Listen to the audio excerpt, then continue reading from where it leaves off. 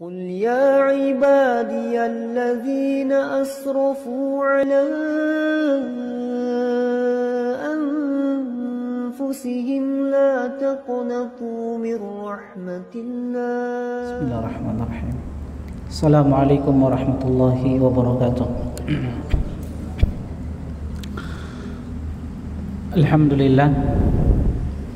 Alhamdulillahilladzi sahhala li'ibadihi al-muttaqina ila mardatihi sabila wa awdaha lahum tariqal hidayah wa ja'ala atba'a ar-rasuli 'alaiha dalila. Asyhadu an la ilaha illallah wahdahu la syarika lah syahadatan adakhiruha indallahi yawmal qiyamah wa asyhadu anna Muhammadan abduhul mustafa wa nabiyyuhul murtada wa rasuluhu shadiqul amin sallallahu alaihi wa ala alihi wa sahbihi wa man sara ala nahji wastanna bi sunnatihi ila yaumiddin, amma ba'd. Ya ayyuhalladzina amanu taqullaha haqqa tuqatih wa la tamutunna illa wa antum muslimun. Jemaah sekalian, ma'asyiral muslimin rahimani wa rahimakumullah.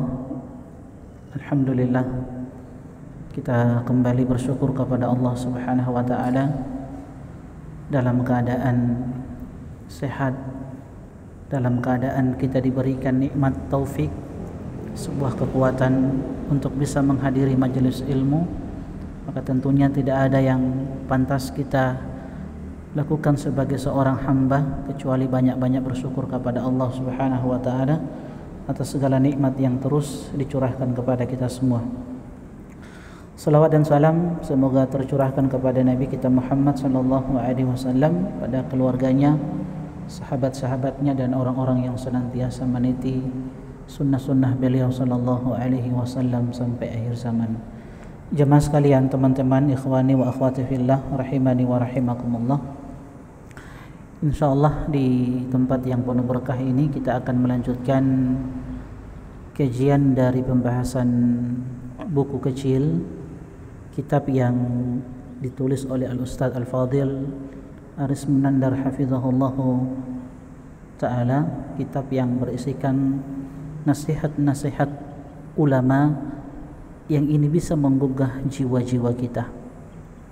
Dan pada pertemuan sebelumnya kita sudah sebutkan nasihat yang pertama yang dibawakan oleh penulis hafizahullahu ta'ala berkaitan dengan mengingat yang namanya kematian, sebagaimana yang disampaikan oleh sahabat yang mulia Abu Darda radhiyallahu taala anhu,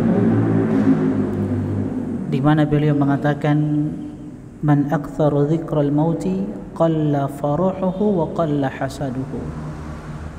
Siapa yang banyak mengingat yang namanya kematian, maka dia akan kurang di dalam bergembira dan dia akan kurang di dalam hasad kepada orang lain. Kita sudah sebutkan jamaah sekalian pada pertemuan sebelumnya, sebenarnya kitab ini kita kaji di Masjid Darur Rahmah, cuman qadarullah DKM masjidnya ya tiba-tiba berubah pikiran karena saat ini pandemi belum selesai, jadi masih ada khawatiran. Jadi ana sampaikan ke salah satu ikhwan kita, bagaimana kita kaji di masjid lain saja. Dan ya alhamdulillah ana melihat Masjid Al-Muhtadin, walaupun sebenarnya banyak teman-teman dari kota yang suka menghadiri kajian ini ya, tapi mudah-mudahan mereka bisa datang. Walaupun tidak bisa datang, alhamdulillah kita bisa live streaming. Abu Darda radhiyallahu taala anhu, seorang sahabat yang telah kita sebutkan biografinya secara ringkas. Nah, siapa yang mau sebutkan siapa beliau ini? Siapa nama asli Abu Darda?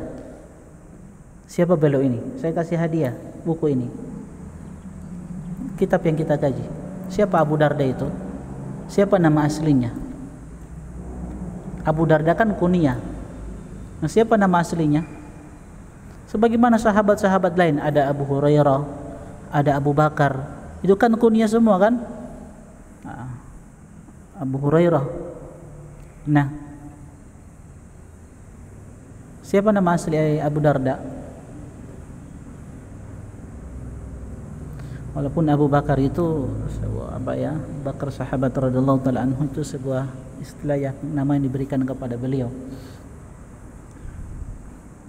Bakar itu bukan nama anaknya. Siapa? Siapa mau jawab?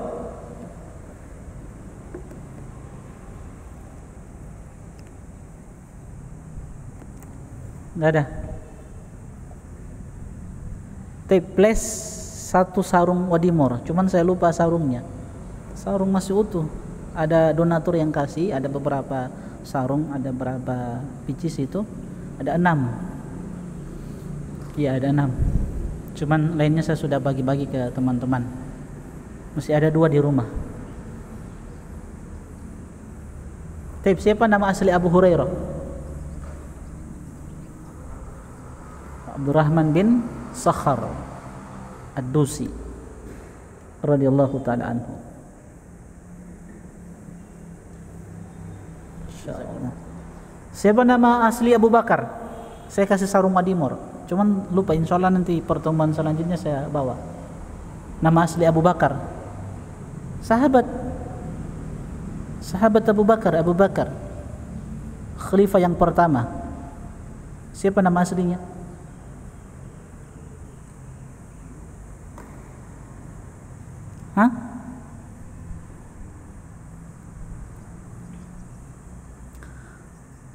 Imam Syafi'i, siapa nama aslinya?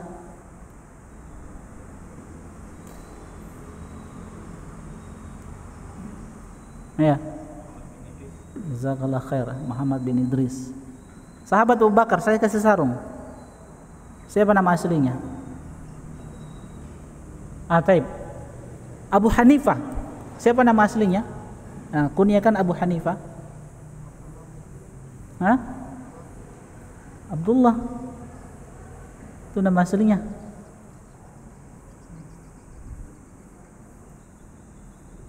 Ada yang lain? Nama aslinya Abu Hanifah. Sahabat Abu Bakar. Sahabat Abu Bakar, siapa nama aslinya? Abdullah bin Uthman bin Amir bin Amar dan seterusnya, bin Ka'ab dan seterusnya. Siapa nama asli Abu Darda? Siapa nama asli Abu Darda?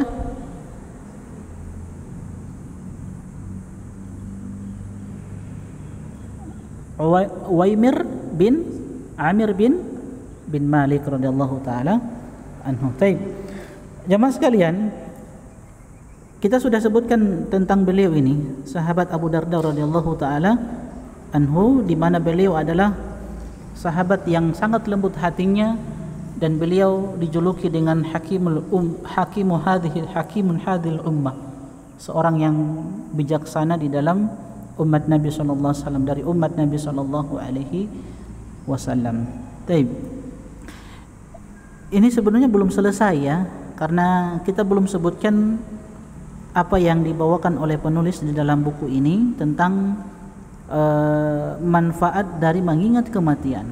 Kita akan sebutkan, antum yang punya kitabnya silakan buka halaman 2. Ada 2 manfaat penting mengingat kematian.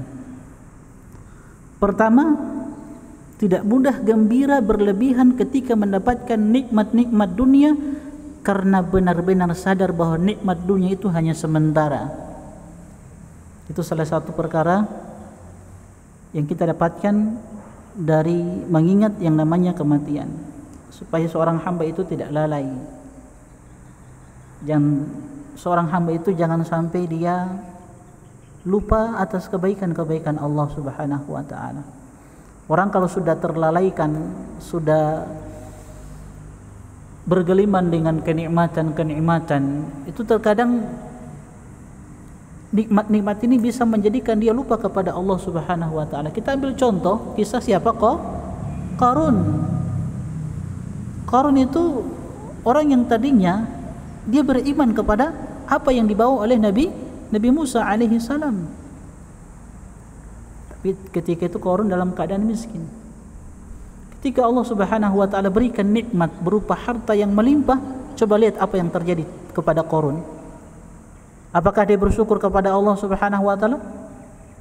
Tidak, wal iyadu billah, justru harta yang melimpah yang Allah Subhanahu wa taala berikan kepada Qarun itu memalingkan dia dan menjauhkan dia dari jalan Allah Subhanahu wa taala. Padahal tadinya beriman kepada apa yang dibawa oleh Nabi Musa alaihi salam, seorang yang beriman. Bahkan Qarun itu terkenal dengan suara yang merdu ketika membaca ayat-ayat Allah Subhanahu wa taala. Tapi dia pun kufur kepada Allah Subhanahu wa taala.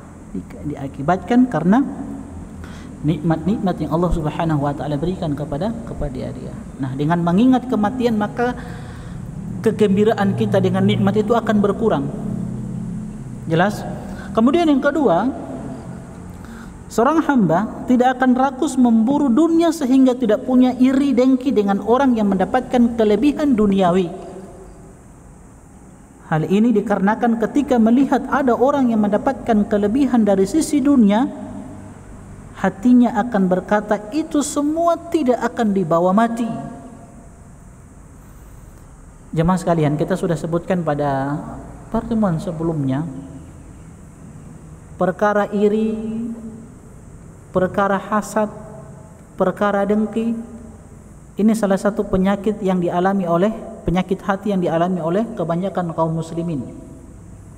Dan setiap kita, siapapun dia, mau dia penuntut ilmu, seorang ustadz pun pasti akan terjangkiti dengan penyakit hati ini yang namanya iri, hasad dan dengki. Setiap dari kita tidak akan lepas dari yang namanya penyakit ini. Makanya Imam Al-Hasan Al-Basri rahimahullahu ta'ala ketika ditanya tentang ayah sudul mukmin, apakah orang yang beriman itu akan iri, akan hasad, akan dengki kepada saudaranya? Apa kata Imam Al-Hasan Al-Basri rahimahullah ta'ala? Subhanallah, maha suci Allah, ma ansaka li ikhwati Yusuf, sudah lupakah engkau tentang kisah Nabi Yusuf dengan saudara-saudaranya? Bagaimana perlakuan saudara-saudara Nabi Yusuf alaihissalam kepada Nabi Yusuf? Karena hasad, iri, dengki, Nabi Yusuf alaihissalam seorang yang sangat dicintai di sisi ayahnya. Itu yang membuat saudara-saudara Nabi Yusuf itu iri dengki kepada beliau. Sehingga ada yang mengatakan uqtulu Yusuf, kalau begitu bunuh Yusuf. Sampai seperti itu jemaah sekalian. Hasad, iri, dengki itu, nah siapa yang tahu definisi hasad yang kita sudah sebutkan? Apa definisi hasad?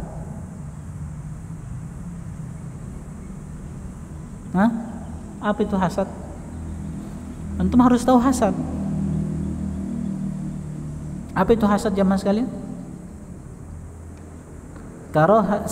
Sebagaimana yang didefinisikan oleh siapa? Syekhul Islam Ibnu Taimiyah rahimahullahu taala. Apa itu hasad? Karahatu ma an'amallahu bihi 'alal ghairi illam yatamanna zawalahu tilka nikmah. Itulah hasad. Di mana seorang hamba itu dia iri, atau seorang hamba dia benci terhadap apa yang Allah Subhanahu wa taala berikan kepada seorang hamba dari nikmat. Jadi seseorang yang benci, tidak suka melihat Allah memberikan sebuah nikmat kepada saudaranya, kepada orang lain. Illam yatamanna, sekalipun dia tidak bercita-cita, berkeinginan bahwa nikmat itu hilang dari saudaranya, cuman sebatas benci, tidak suka orang lain mendapatkan nikmat, itu adalah iri, hasad, dengki, dan itu penyakit hati. Bagaimana cara mengobatinya? Ini dengan banyak mengingat yang namanya kematian. Baik, ini pembahasan yang pertama yang sudah kita sebutkan di pertemuan sebelumnya. Kita akan masuk pada nasihat yang kedua yang dibawakan oleh penulis hafizahullahu ta'ala, sekalipun buku kecil ini ditulis oleh ini nasihat-nasihat ditulis oleh Al-Ustadz Al-Fadhil Al-Mandal hafizahullah ta'ala, kemudian dikumpulkan oleh muridnya sehingga menjadi satu buku ini, nasihat ulama penggugah jiwa. Baik, jemaah sekalian, yang kedua, nasihat penggugah jiwa yang kedua, apa yang disampaikan oleh Syekh Ali At-Tantawi rahimahullahu ta'ala tentang kata kunci kebahagiaan. Kata kunci kebahagiaan. Setiap dari kita jamaah sekalian, ikhwani wa akhwati fillah, rahimani wa rahimakumullah, pasti menginginkan yang namanya kebahagiaan. Setiap dari kita, bahkan setiap hamba, mau dia muslim, bahkan orang kafir pun pasti menginginkan yang namanya kebahagiaan. Nah, ini ada sebuah nasihat yang disampaikan oleh Syekh Ali At-Tantawi rahimahullahu ta'ala. Sebelum kita sebutkan nasihat ini, siapa beliau Syekh Ali At-Tantawi rahimahullahu ta'ala? Nah, beliau ini jamaah sekalian seorang ulama dan sastrawan yang hidup di zaman kita. Beliau sangat berjasa untuk kaum muslimin, dan itu terlihat dari buku-buku beliau, karya-karya beliau yang begitu banyak. Nah, beliau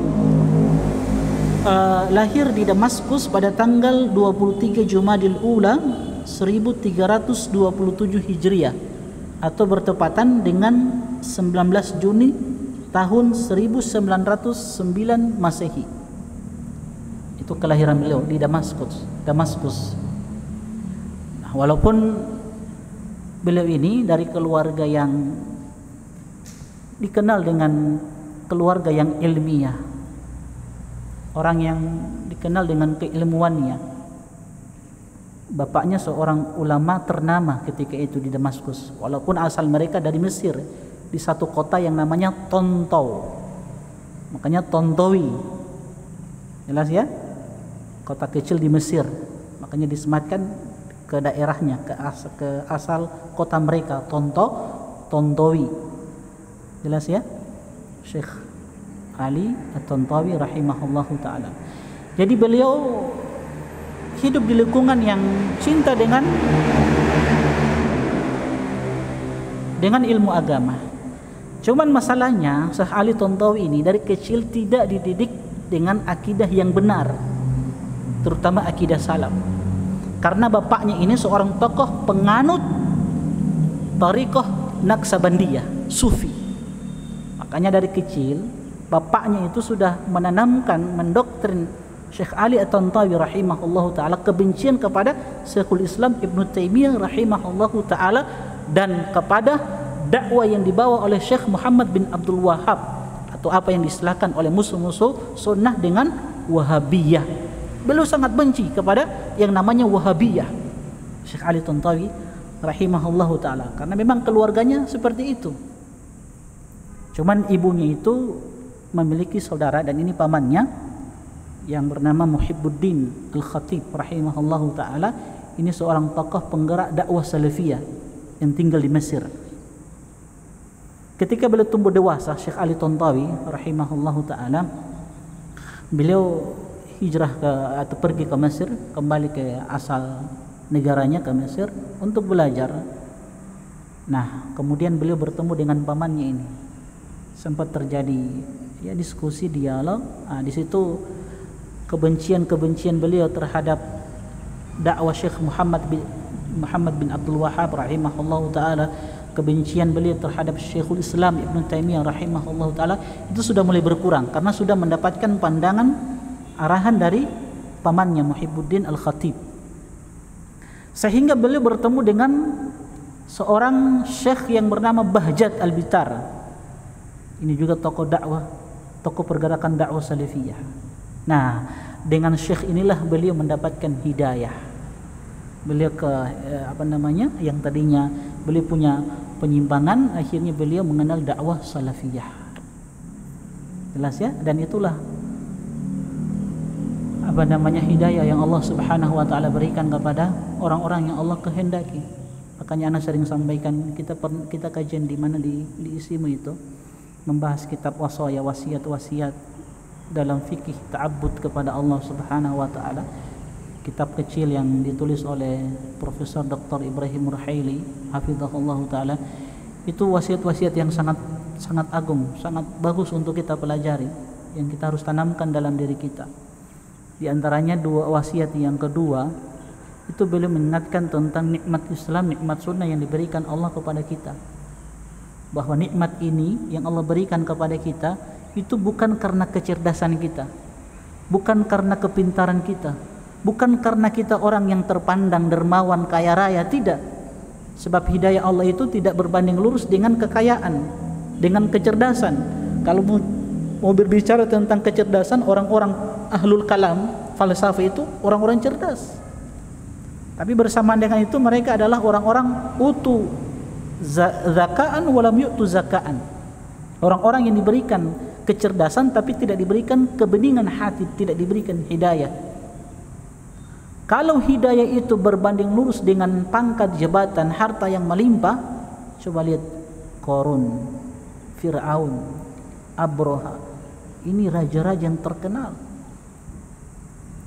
Tapi lihat, mereka kufur kepada Allah Subhanahu wa taala. Ternyata hidayah yang kita dapat di saat ini jamaah sekalian itu adalah pemberian murni dari Allah Subhanahu wa taala. Maka ini yang perlu kita syukuri, ini yang perlu kita jaga. Nah, Syekh Ali Tontawi rahimahullah taala hidup di keluarga lingkungan yang tidak mengenal akidah yang benar, tapi bersama dengan itu Allah Subhanahu wa taala berikan hidayah kepada beliau. Dan beliau rahimahullah taala adalah seorang ulama yang hidup di zaman kita ini, terkenal dengan keberanian di dalam menentang yang namanya bid'ah. Beliau Syekh Ali Tontawi. Dan itu disebutkan oleh beberapa ulama tentang bagaimana Syekh Ali Tontawi rahimahullah taala di dalam berdakwah, karena beliau pernah hidup di kerajaan Arab Saudi, pernah menjadi dosen di Fakultas Tarbiyah di Universitas Ummul Qura, walaupun jabatan itu beliau lepas. Nah, beliau rahimahullah taala dikenal dengan keberanian di dalam menyampaikan yang hak, dakwah. Dan itu disebutkan ketika beliau mendatangi perayaan-perayaan yang bid'ah seperti perayaan Maulid. Itu Syekh Ali Tontawi itu terang-terangan di dalam menyampaikan penyimpangan Maulid Nabi. Itu disampaikan sesuatu yang hak. Tapi ketika disampaikan, alhamdulillah itu terjadi dua kubu ahlu sunnah dan kubu ahlu bid'ah. Artinya ada orang-orang yang menerima setelah beliau sampaikan kebenaran itu, ada orang-orang yang mengikuti beliau, meninggalkan perayaan Maulid Nabi, sesuatu yang bid'ah. Tapi tentunya sesuatu yang disampaikan dengan keikhlasan, karena sesuatu yang disampaikan dengan keikhlasan itu akan merubah seseorang, jamaah sekalian. Ana pernah sampaikan dan ana sering sampaikan ini. Di dalam berdakwah itu antum tidak butuh retorika yang bagus di dalam merangkai kalimat-kalimat. Enggak. Walaupun kita tidak nafikan, memang butuh kalimat-kalimat yang bagus di dalam menyampaikan dakwah ini. Baik. Tapi yang terpenting, ruh dalam dakwah itu adalah keikhlasan. Kalau kita ikhlas kita menyampaikan dakwah ini. Kenapa dakwah salafi itu, dakwah sunnah ini mudah diterima oleh masyarakat? Karena dai-dainya adalah orang-orang yang kita husnudzon, orang-orang yang ikhlas dalam menyampaikan yang hak ini. Tidak mengharapkan sesuatu dari kenikmatan dunia. Bukan karena ingin pangkat jabatan, bukan karena ingin membesarkan ormasnya, lembaganya, tidak. Jadi sesuatu yang disampaikan dengan penuh keikhlasan itu akan mengena pada diri seseorang. Jadi antum tidak butuh kalimat-kalimat yang indah. Nah, itu. Butuh keikhlasan. Jemaah sekalian, apa yang kita pelajari ini sesuatu yang berat. Kita mau menghafal Al-Quran itu berat. Kita mau menghafal hadis Nabi SAW itu berat. Kita mau melangkahkan kaki dari rumah ke masjid itu sesuatu yang agak berat. Itu semua akan mudah, jamaah sekalian, dengan apa? Dengan niat. Jadi niat itu memudahkan sesuatu yang susah dan dia meringankan sesuatu yang berat. Itulah niat. Makanya niat ini pembahasan bab yang tidak akan pernah selesai kalau kita bahas. Perkara niat, perkara keikhlasan. Jadi beliau Syekh Ali Tantawi rahimahullah ta'ala seorang yang sangat berani di dalam menentang perkara-perkara bid'ah, dan beliau adalah orang yang terang-terangan dalam menyuarakan kebenaran. Dan beliau rahimahullahu ta'ala meninggal pada hari Jumat tanggal 4 Rabiul Awal tahun 1420 Hijriah atau yang bertepatan dengan 18 Juni tahun 1999. Berarti berapa tahun beliau hidup? Tadi lahir tahun berapa? 1909 Masehi. Meninggal 1999 Masehi. Jadi berapa tahun? 90 tahun umur yang Allah Subhanahu wa taala berikan ke beliau rahimahullahu taala. Ini secara singkat saja tentang biografi dari Syekh Ali Tantawi rahimahullahu taala. Nah, beliau mengatakan, "Fama hiya sa'adah?" Apa itu kebahagiaan yang selama ini kita cari? As-sa'adatu ta'ti min dakhilin nafs, la ta'ti min kharij.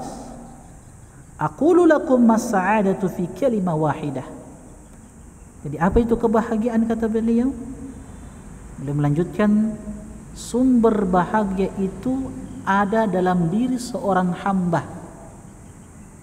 Sumber bahagia itu ada dalam diri seorang hamba. Pada dirinya kebahagiaan itu. Dan kebahagiaan itu bukan datang dari luar dirinya. Maka aku katakan kepada kalian, wahai hamba-hamba Allah Subhanahu wa ta'ala, apa kata kunci kebahagiaan? Nah, kata beliau, as-sa'adatu hiya ridha. Dan kebahagiaan itu, kata kunci kebahagiaan adalah ridho, merasa puas dengan apa yang diberikan oleh Allah Subhanahu wa ta'ala. Fa idza aradtum an takunu su'ada fardu.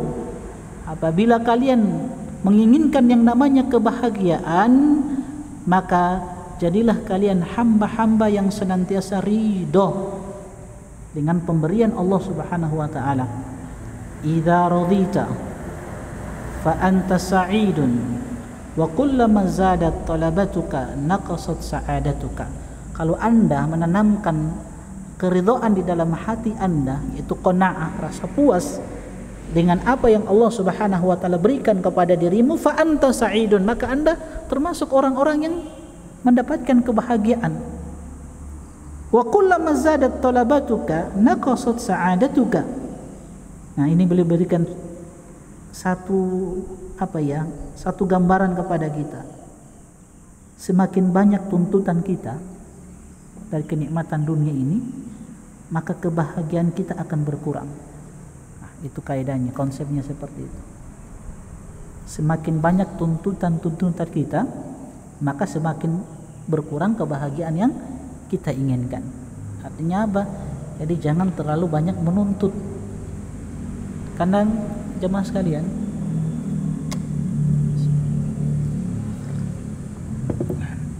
kenapa orang tidak mendapatkan kebahagiaan?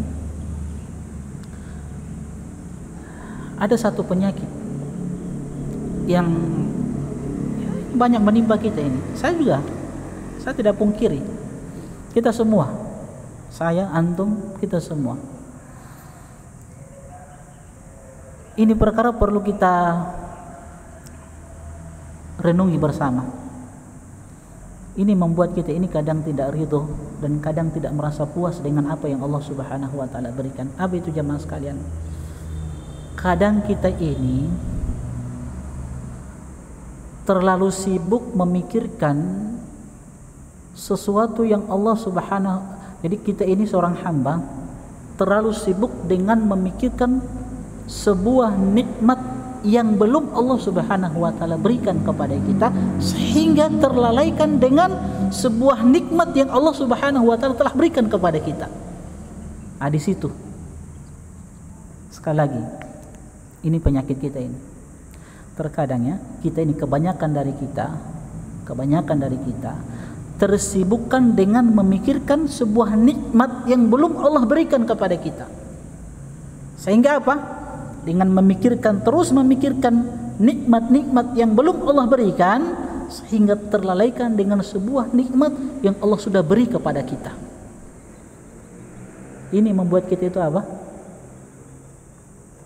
Tidak bersyukur kepada Allah Subhanahu wa taala. Nah, di sini beliau katakan, kalau Anda ingin bahagia, maka tanamkan keridhaan dalam hati Anda, dalam jiwa Anda, fa anta sa'idun. Maka setiap bertambah tuntutan kehidupan Anda, maka kebahagiaan Anda akan berkurang. Sehingganya penulis hafizahullah taala di dalam buku kecil ini beliau mengatakan, pertama, faedah yang pertama, bedakan dua hal, kunci kebahagiaan dan faktor pendukung hidup bahagia. Itu bedakan itu antara kunci kebahagiaan dan faktor kebahagiaan. Ada ya dalam buku antum? Sekali lagi, beliau katakan faedah pertama, bedakan dua hal, kunci kebahagiaan dan faktor pendukung hidup bahagia. Kedua, ini kata beliau hafizahullah ta'ala, rumah nyaman, makanan enak, kasur empuk, dan lain-lain. Seperti apa lain-lain? Kendaraan yang mewah, istri soleha, tetangga yang baik. Ini kata beliau apa? Ini semua adalah sekedar faktor pendukung kebahagiaan, bukan kuncinya. Jadi antum punya harta yang melimpah, baik. Antum punya istri yang soleha, antum punya rumah yang mewah, yang besar, luas, antum punya kendaraan, antum hidup bertetangga dengan orang-orang yang belajar ilmu. Ini semua kata beliau bukan kata kunci kebahagiaan. Ini bukan kunci kebahagiaan. Ini semua adalah faktor-faktor pendukung kebahagiaan. Sebagaimana Nabi SAW bersabda, arba'un minas sa'adah. Ada 4 yang termasuk kebahagiaan yang dimiliki oleh seorang hamba. Kalau dia miliki ini, maka dia akan menjadi hamba yang bahagia. Tapi ini adalah faktor-faktor pendukung kebahagiaan itu, bukan kunci kebahagiaan. Apa itu kata Nabi SAW? Al-mar'atu salihah, wanita yang salihah, istri yang baik, istri yang senantiasa membantu suaminya untuk perkara-perkara akhirat. Makanya Nabi SAW ketika berbicara tentang kebahagiaan itu, ketika beliau menyebutkan tunkahul mar'atu li arba', wanita itu dinikahi karena 4 perkara, Nabi menekankan satu perkara. Apa itu? Fadfar bidzatid din taribat yadak. Pilih agamanya, maka engkau akan mendapatkan kebahagiaan. Makanya di dalam hadis yang lain, Nabi SAW bersabda, falyattakhid ahadukum qalban syakiran wa lisanan dzakiran wa zaujatan mu'minatan salihatan tu'inuhu ala amril akhirah. Hendaklah kalian menjadikan hati kalian itu apa? Senantiasa bersyukur kepada Allah Subhanahu wa taala. Apa itu qanaah? Keridhaan. Kemudian apa? Lisanan dzakiran.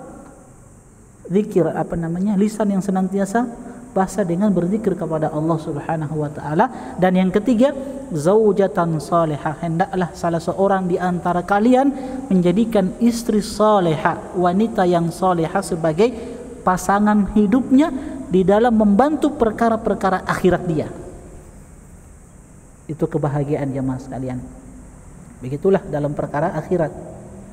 Dalam perkara akhir itu kita memang dituntut untuk berlomba-lomba di dalam kebaikan. Fastabiqul khairat wasari'u ila magfiratin min rabbikum wa jannatin arduha samawati wal ardu uiddat lil muttaqin. Wa fi dzalika falyatanafasil mutanafisun. Ini kan semua ayat-ayat ini berbicara tentang apa? Motivasi, dorongan untuk berlomba-lomba dalam kebaikan untuk mendapatkan kehidupan akhirat. Nah, wanita salehah, nah kita diperintahkan untuk menjadikan mereka ini sebagai pasangan hidup kita untuk membantu kehidupan akhirat, karena itu adalah kebahagiaan kita. Jadi dalam masalah akhirat kita dituntut untuk berlomba-lomba di dalam meraih kebahagiaan itu. Ada sebagian orang dalam masalah kehidupan akhirat dia qanaah, terbalik kan? Kalau dunia harus qanaah, tapi dalam kehidupan akhirat kita dituntut untuk apa? Berlomba-lomba untuk mencari kebaikan.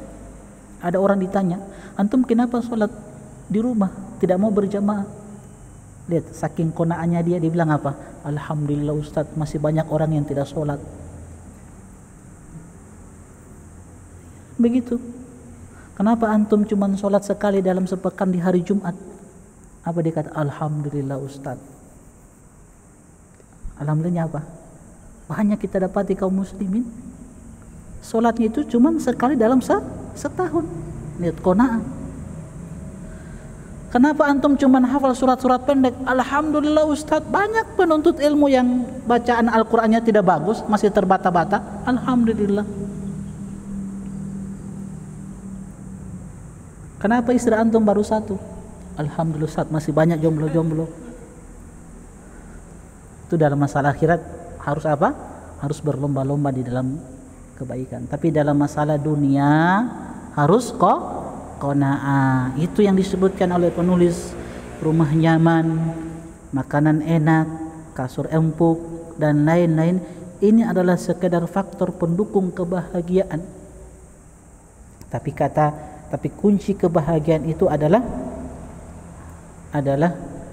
ar-ridha. Nabi SAW bersabda, "Unzuru ila man asfala minkum wa la tanzuru ila man huwa fawqakum. Fahuwa ajdar ala tazdaru nikmatullahi alaikum." Sering-sering kita ini melihat ke bawah, jangan mendongak ke atas. Tahu mendongak? Itu agak-agak begini, itu namanya mendongak dalam bahasa Indonesia. Jangan mendongak ke atas begini. Nabi katakan apa? Perintahkan, unzuru, lihatlah kepada orang yang di bawah kalian. Itu dalam perkara apa? Perkara dunia, bukan perkara akhirat. Tapi perkara akhirat, lihat orang yang di atas. Kenapa? Di atas kita. Kenapa antum Masya Allah mau menghafal Al-Quran? Masya Allah, anak lihat teman-teman ini sudah pada hafiz Al-Quran. Nah, itu seperti itu. Tapi dalam masalah dunia kata Nabi, unzuru ila man huwa asfala minkum. Lihat ke bawah, jangan lihat kepada orang yang di atas kalian. Supaya apa? Supaya kalian tidak meremehkan apa yang Allah Subhanahu wa taala berikan kepada kalian berupa nikmat. Begitu banyak nikmat yang Allah Subhanahu wa taala berikan kepada kita. Tapi yang ketiga, kunci bahagia itu terletak dalam diri kita masing-masing. Ridho dengan pemberian Allah dan tidak memaksakan diri untuk meraih sesuatu yang tidak Allah takdirkan untuknya. Ini sekali lagi, kunci bahagia itu terletak dalam diri kita masing-masing. Ridho dengan pemberian Allah dan tidak memaksakan diri untuk meraih sesuatu yang tidak Allah takdirkan untuknya. Jemaah sekalian, kita harus tanamkan di dalam diri kita, sebagai seorang yang beriman, ada rukun iman yang keenam, beriman terhadap takdir Allah yang baik dan buruknya. Ini harus kita pelajari jemaah sekalian tentang takdir Allah, qada dan qadar. Kita harus imani ini. Kita harus belajar tentang takdir Allah Subhanahu wa taala. Keimanan kita tentang takdir, bahwa apapun yang Allah Subhanahu wa taala tetapkan pada diri kita semuanya baik. Musibah apapun, sesuatu yang mungkin dalam pandangan kita, yang kita lihat itu sesuatu yang kita tidak sukai, itu sebenarnya hakikatnya itu baik untuk kita. Walaupun dalam pandangan kita itu sesuatu yang buruk, tapi itu baik di sisi Allah Subhanahu wa taala. Nah, jemaah sekalian, kenapa saya kaitkan dengan masalah takdir, ucapan beliau apa? Yang ketiga ini, kunci bahagia itu terletak dalam diri kita masing-masing. Ridho dengan pemberian Allah dan tidak memaksakan diri untuk meraih sesuatu yang tidak Allah takdirkan untuknya. Nah, kadang kita ini jamaah sekalian terlalu memaksakan sesuatu yang Allah Subhanahu wa taala tidak tetapkan pada kita. Ada sebagian kita kan, dan mungkin kebanyakan dari kita, dia Masya Allah siang malam yang dipikirkan bagaimana bisa mengumpulkan harta yang banyak, bagaimana bisa membangun rumah yang megah, bagaimana bisa membeli mobil yang mewah, dan seterusnya dari kenikmatan-kenikmatan dunia. Dia ingin meraih sesuatu yang besar, padahal Allah Subhanahu wa taala telah memberikan sebuah nikmat yang dia tidak sadari bahwa nikmat itu yang dia rasakan saat itu adalah sebuah kebahagiaan untuknya. Dia ingin meraih sesuatu yang belum dia dapatkan dari kenikmatan dunia, padahal dia tidak tahu bisa jadi kalau dia dapatkan itu, maka nikmat-nikmat itu yang belum dia dapatkan bisa jadi memalingkan dia dari Allah Subhanahu wa taala, membawa dia kepada kebinasaan. Jelas ya? Makanya Nabi SAW bersabda, "Ma qalla wa kafa khairun mimma kathura wa alha." Itu sabda Nabi SAW. Sesuatu yang sedikit dan sedikit itu mencukupi kita, khairun itu lebih baik daripada kathura wa alha, daripada yang banyak tapi yang banyak itu melalaikan kita dari Allah Subhanahu wa taala. Sudah azan itu? Baik, kita azan dulu ya. Sallallahu Nabi Muhammad wa ala alihi wasallam.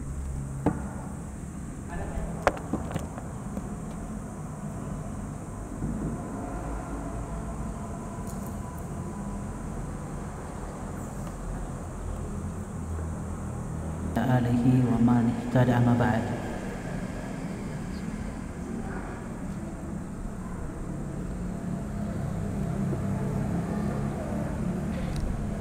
Jemaah sekalian, ikhwani wa akhwati fillah, hafizani wa hafizakumullah. Kita lanjutkan sedikit dari materi yang tersisa. Nanti pada pertemuan selanjutnya kita akan ambil nasihat yang ketiga. Jadi faedah yang ketiga, kata beliau hafizahullah ta'ala, kunci bahagia itu terletak dalam diri kita masing-masing. Ridho dengan pemberian Allah dan tidak memaksakan diri untuk meraih sesuatu yang tidak Allah takdirkan untuknya. Jadi jangan terlalu memaksakan diri, jangan terlalu memaksakan untuk mendapatkan sesuatu yang belum tentu sesuatu itu baik untuk kita. Makanya syukuri apa yang ada, yang Allah berikan. La in syakartum la azidannakum wa la in kafartum inna adzabi lasyadid. Kalau kalian banyak bersyukur, maka engkau akan mendapatkan tambahan nikmat. Jadi kaidahnya apa? Kalau bersyukur, ridha, akan ditambahkan nikmat. Itu kaidah bersyukur itu. Kalau kufur, berarti akan mendapatkan apa? Siksaan dari Allah Subhanahu wa taala, siksaan yang pedih. Kemudian yang keempat, kita percepat. Cintailah apa yang kita miliki, niscaya kita mudah untuk bahagia. Itu faedah yang keempat. Cintailah apa yang kita miliki, niscaya kita akan mudah untuk bahagia. Rasulullah sallallahu alaihi wasallam ketika menyebutkan faktor-faktor pendukung yang membuat kita bahagia, apa kata Nabi? Man asbaha minkum aminan fi sirbi. Siapa yang bangun di pagi hari, dia merasakan rasa aman pada negerinya, di rumahnya. Tidak ada orang yang mengganggu, tidak ada keributan. Mu'afan fi jasadi. Di pagi hari dia bangun dalam keadaan aman, rasa aman, sehat, tidak ada sakit. Wa indahu qutu yaumi. Di pagi hari itu dia punya makanan untuk hari itu. Jadi bangun pagi, rasa aman, tidak ada kekacauan, tidak ada perang, tidak ada yang mengganggu. Kemudian mu'afan fi jasadi, dia sehat, tidak sakit. Wa indahu qutu yaumi, dia punya makanan pada hari itu. Apa kata Nabi? Faka'annama hizat lahu dunya. Seakan-akan semua nikmat ini itu sudah terkumpul pada dirinya. Dia sudah memegang semua nikmat itu, nikmat dari kehidupan dunia ini. Ini faktor-faktor pendukung kebahagiaan ya, di antaranya yang kita sudah sebutkan tadi, wanita soleha.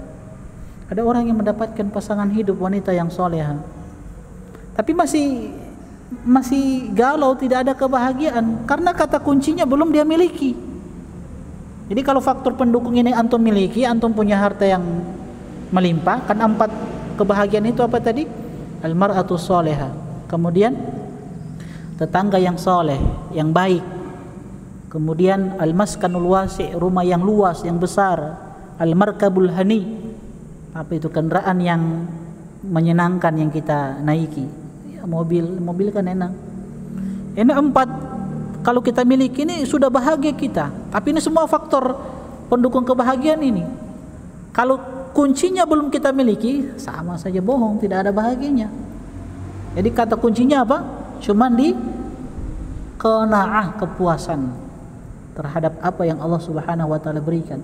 Walaupun antum punya istri yang cantik, soleha, antum punya rumah yang luas, kemudian antum punya kendaraan yang nyaman, punya mobil, masya Allah, tapi kalau kuncinya antum tidak miliki, sama. Jadi kuncinya itu harus kita miliki. Jadi cintai apa yang kita miliki, niscaya kita akan mudah untuk bahagia. Rasulullah SAW ketika berbicara tentang kewibawaan seorang hamba, Nabi katakan apa? Qad aflaha, sungguh beruntung, bahagia, gembira. Man aslama, pertama, orang yang masuk Islam, orang yang mengenal sunnah Nabi SAW, itu kebahagiaan luar biasa. Wa ruziqa kafafan, kemudian dia diberikan kecukupan. Maksudnya apa kecukupan di sini? Sesuatu yang dia inginkan sudah terpenuhi. Kemudian kata Nabi SAW, wa qanna'allahu bima atah, dan Allah berikan yang ketiga, apa itu? Qanaah, di dalam hatinya rasa puas dengan apa yang Allah Subhanahu wa taala berikan. Jadi 3 ini, masya Allah, kalau terkumpul pada diri seorang hamba, dia akan beruntung bahagia. Muslim, mengenal sunnah, kemudian dia Allah berikan dia rizki yang cukup, dan yang ketiga Allah berikan dia qanaah. Dan yang 3 ini yang terpenting. Walaupun ini saling mendukung ya. Ada orang diberikan hidayah sebagai seorang muslim, diberikan keislaman, kemudian dia diberikan harta yang melimpah, tapi kalau tidak ada qanaah, sama. Jelas? Ada orang yang masya Allah punya harta yang melimpah, tapi kalaupun dia selalu ridho tapi tidak punya keislaman, itu juga berbahaya. Jadi kalau 3 ini wibawa seorang muslim ini. Muslim, kemudian dia diberikan rezeki yang cukup walaupun tidak melimpah, dan diberikan qanaah, itu sudah beruntung dia, kata Nabi SAW. Dan yang terakhir, kata penulis hafizahullah ta'ala, mencintai apa yang dimiliki oleh orang lain adalah kiat efektif untuk sulit bahagia. Mencintai apa yang dimiliki oleh orang lain adalah kiat efektif untuk sulit bahagia.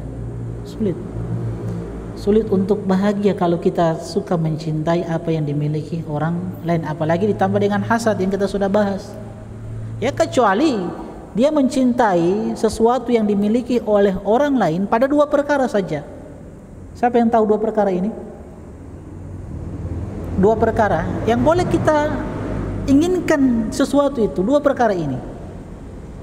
Yang ini sesuatu yang terpuji. Apa itu 2 perkara? Seorang yang diberikan harta yang melimpah, kemudian seorang yang diberikan ilmu. Kan Nabi katakan la hasada illa fitnataini. Tidak ada hasad. Hasad di sini dimaksudkan adalah ghibtah. Tidak ada hasad kecuali pada 2 perkara. Rajulun atahullahu malan fasullita ala halakatihi fil haq. seorang yang Allah berikan harta yang melimpah dan dia infakkan harta itu pada sesuatu yang benar, pada kebaikan. Harta yang Allah berikan diberikan kepada keluarga, dia nafkahi keluarganya, kemudian ada kelebihan dia sedekahkan. Itu maksudnya. Nah, boleh kita iri pada orang seperti ini, boleh kita inginkan kebaikan yang ada pada orang itu juga pada diri kita, itu boleh. Kemudian yang kedua, seseorang yang Allah berikan ilmu, rajulun atahullahul hikmah, tapi Nabi bahasakan dengan kata-kata hikmah. Hikmah itu kalau kita buka dalam Al-Quran itu artinya sunnah Nabi SAW, dan sunnah itu adalah ilmu. Orang yang Allah berikan ilmu, fayaqdi biha wa yu'allimuha, kemudian dia senantiasa beramal dengan ilmu itu dan dia ajarkan ilmu itu. Kita boleh iri dengan orang ini. Makanya tadi kita sudah bahas, kalau dalam masalah akhirat kita harus berlomba-lomba, harus saling bersaing. Boleh itu, harus saling bersaing. Lihat teman masalah sudah hafal juz 30, antum harus saing itu, harus bersaing seperti itu dalam masalah kebaikan, dalam masalah menuntut ilmu. Nah, jadi kata beliau, mencintai apa yang dimiliki oleh orang lain adalah kiat efektif untuk sulit bahagia.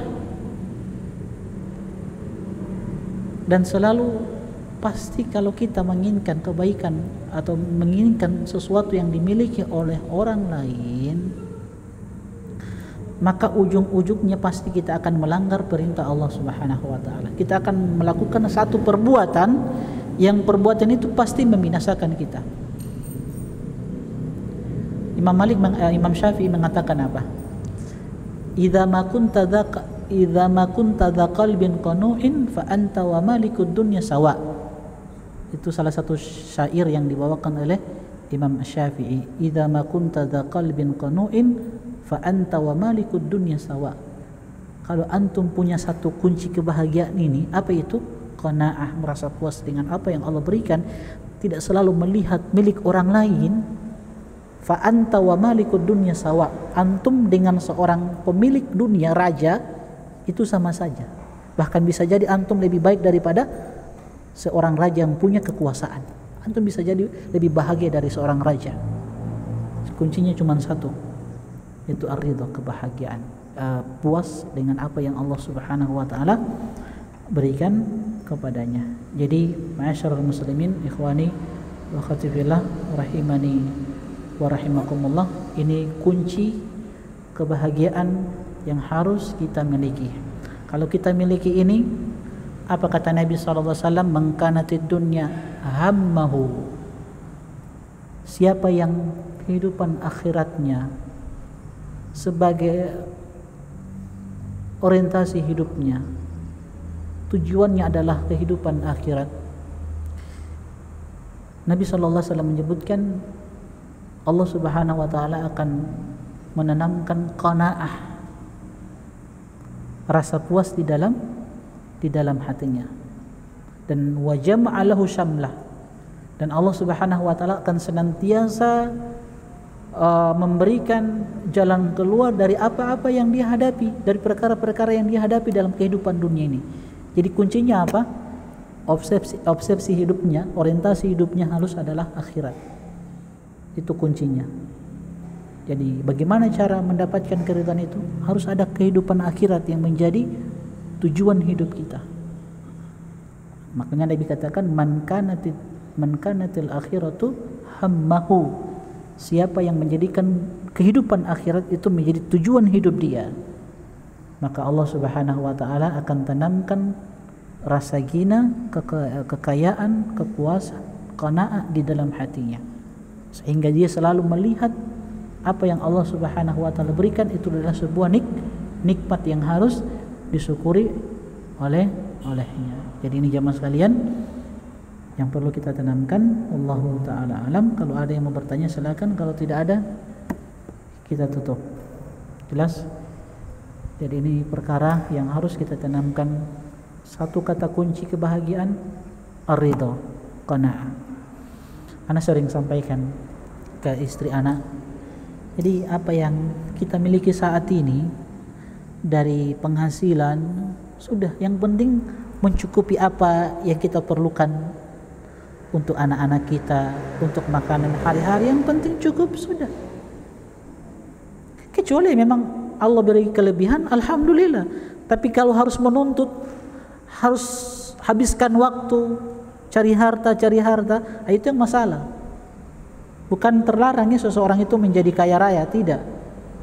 Cuman antum tidak ada jaminan kalau antum mau jadi kaya, antum bisa seperti Abu Bakar. Tidak ada jaminan kan? Waliyadzubillah, bisa jadi antum seperti Qarun. Kan ada orang seperti itu. Kenapa antum siang dan malam selalu cari harta? Ingin jadi orang kaya, Ustaz. Kalau sudah kaya, anak ingin berinfak, bangun masjid, membantu dakwah. Tapi kan tidak ada jaminan. Bisa jadi harta itu membawa antum kepada kebinasaan. Jadi apa yang antum miliki? Antum punya gaji sebulan 1.500.000, sebulan 2 juta, alhamdulillah. Yang penting bisa makan sama istri soleha, tidak banyak menuntut, istri yang selalu membantu kita, yang selalu bersabar, yang kalau kita mau keluar dari rumah, apa kata istri? Iyyaka wa kasbal haram. Suamiku, hati-hati dengan harta yang haram. Itu kan enak tuh, bahagia. Jadi antum keluar rumah, turun dari rumah, pulang, antum tidak bawa apa-apa, insya Allah istri itu.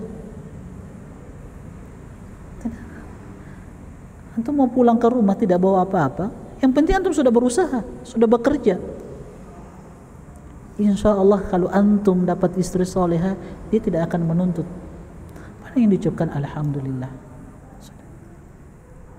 Ada air putih, sudah minum air putih, minum banyak-banyak. Kenyang insya Allah, betul. Jadi apa yang antum miliki saat ini ya bersyukurlah. Karena kalau banyak menuntut juga ya tidak ada kebahagiaan. Semakin banyak tuntutan ya semakin kurang kebahagiaan. Dan waktu-waktu yang kita inginkan, waktu-waktu yang kita punya, yang kita inginkan waktu itu terpakai pada hal-hal yang baik. Kalau tuntutan kita dunia-dunia, akhirnya itu berkurang juga. Tidak ada waktu untuk menghafal Al-Quran, tidak ada waktu untuk membaca Al-Quran, tidak ada waktu lagi untuk duduk di majelis ilmu. Nah itu. Jadi bersyukur apa yang kita miliki saat ini. Makanya benar kata beliau, ingin bahagia, satu kata kuncinya, idza radita fa anta sa'idun, kata beliau rahimahullahu taala. Kalau anda ingin bahagia, pegang kuncinya. Apa itu? Keridhaan. Keridhaan itu adalah qanaah. Wallahu taala alam. Tapi tidak ada yang bertanya? Ada akhwat? Tidak ada ya? Kita tutup dengan doa kafaratul majelis. Subhanakallahumma bihamdik, asyhadu an la ilaha illa anta, astaghfiruka wa atubu ilaik. Assalamualaikum warahmatullahi wabarakatuh. قل يا عبادي الذين أسرفوا على أنفسهم لا تقنطوا من رحمة الله